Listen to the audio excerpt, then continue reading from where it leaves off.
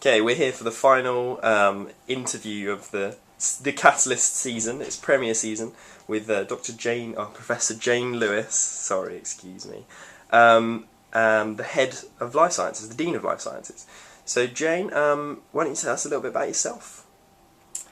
Oh gosh, that's hard, really. Sorry, I didn't mean for it to be an essay question. I should really make it more specific. Jane Lewis, what made you interested in science in the first place? I was always interested in science, even when I was quite small. I used to do a lot of fiddling around in ponds and with creatures in the garden. I was very into identifying wildflowers and all of that sort of stuff. My father was a meteorologist, and so we had quite a sciencey sort of feel to some of my support for my homework and so on and so forth. And I'm afraid I was one of those people that decided quite young really what I wanted to do, and that was to go into marine science. Yeah. Because marine science was much like meteorology.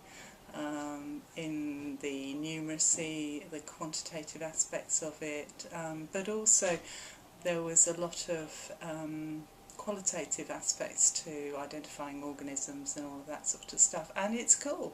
If you say to somebody, I'm going to be a marine biologist, they say, oh, that's exciting.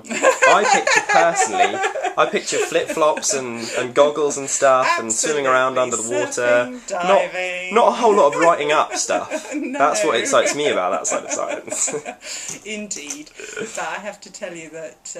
That's not true. There is lots of writing up, is there? Absolutely. Marine science is just like anything else. It revolves around a lot of hard work, a lot of repeating things, a lot of analysis and writing things up, and particularly the oceanography side of things is extremely quantitative.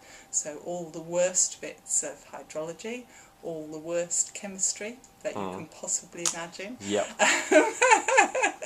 As well as quite a lot of difficult taxonomy. Most organisms, apart from insects and a few other things, are found in the sea. So actually the range of things you need to know about is quite large.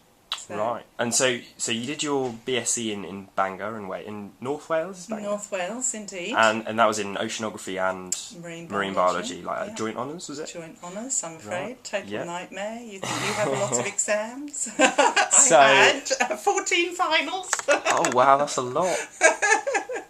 So Indeed. then when you finished your BSc, what did you do? Where did you go on to? Then I had decided I was an academic, so that meant going for a PhD, which I did directly. I was offered a number of PhD possibilities, and in the end I decided on working on marine dinoflagellates, and that project was half in Scotland, half in London, but involved both the oceanography and the marine biology side of things, and that's why I ended up choosing that particular project. Right. And I've worked on dinoflagellates ever since. Mm-hmm. Wow, and do you still find time for research now? You're the much less than I'd like, I have to say. And are your labs here, are they? Yeah, no, the lab's here upstairs, and you don't have to say which room. So. And I work with Linda Percy, who you might know from cell science and other bits of teaching here. So Linda works with myself. We have one PhD student, Claire, and a postdoc, Joe Taylor, who Joe's working on a European funded project on molecular identification of phytoplankton. So we are testing a microarray, which you'll be perhaps familiar with for the medical world, and we've adapted that to help us identify phytoplankton, so that you don't have to stare down the microscope for hours on it. Using a cell counter.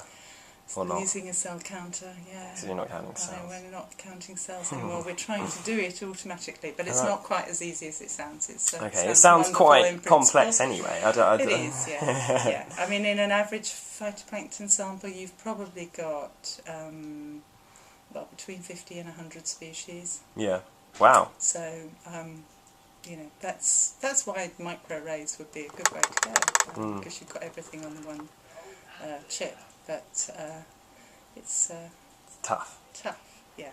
So what made you think I'm a management person? What, like, was there any? You went into that, or yeah? What made me think I was management? Well, I guess I've always managed the research group since I finished my own research. I've always done some management work. I've done a lot of management on the voluntary side. So I guess the biggest role I've done, I was Chief Commissioner for the Scouts. Oh, wow. For England for a number of years. And I like managing people. I like making a difference. I like developing people. I mean, really, developing young people is really one of the things that drives me along, both in the voluntary side and in my work. So I enjoyed that. There was an opportunity to apply for the Dean's role, and I didn't really think I'd get it. Oh, actually, but they gave it a go. So that was just at the point I was finishing as Chief Commissioner, and I suppose when you've been responsible for 18,000 adults, looking after, I can't remember how many, 100,000 young people, I guess in terms of a management role, being Dean of what was then Biosciences, which was, I guess, about 60 odd staff, didn't seem so hard. Quite hard, but not so hard.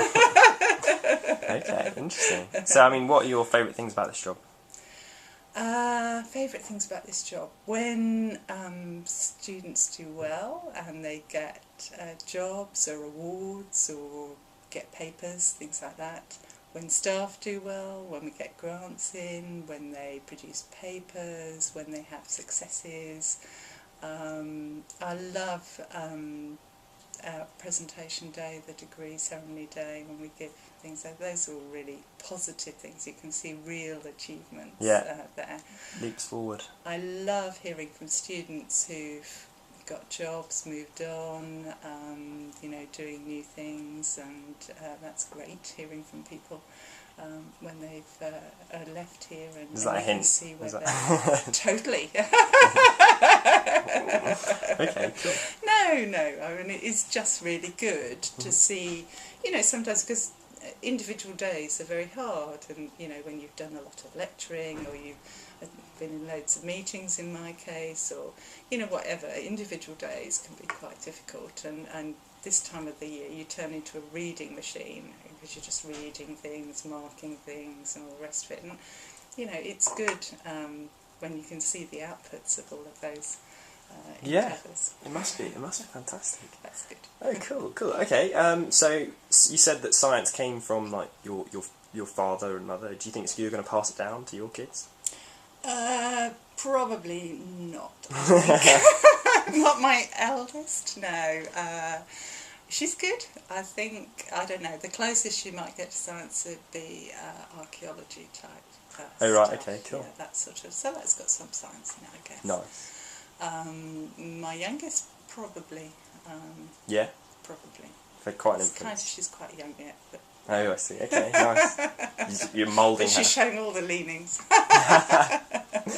Oh, that's nice. So, apart from science, what are your hobbies? What do you like to do?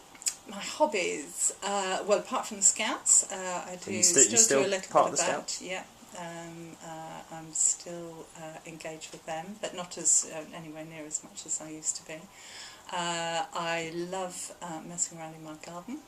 Growing things. I'm not very good at it, mind you, but I do like it. I don't know anyone who is. I have a theory. I think the plant shop doesn't sell you the proper seeds. Something like that. I find it impossible to sit and do nothing, so I do quite a lot of sewing. Yeah. Various sorts. So from making bow ties, doing tapestries. I've recently been doing some work with felt, so making felt pictures, if you like, and then embroidering those I'm engaged on my rock pool series. Sounds good. It is actually. No, it's fun. Cool. So yeah, no, I sewing, gardening, that kind of thing. Yeah. Any hopes, dreams, aspirations for the future of either the school or for yourself or for both? I think my hope for the school has to be to get through the next few years. This transition phase into the new funding and all of that. I hope that we've set up the school in a strong way so it can see its way through all of that, and that's really important. Hopes on my behalf. Oh, I don't know. Just to keep going for the time being. Just want to keep some holidays. Keep coal in the engine room. Just keep going. Keep going on the track. Yeah. Cool, man. Yeah. Okay, Jane Lewis, thank you very much. Thank you, Dan.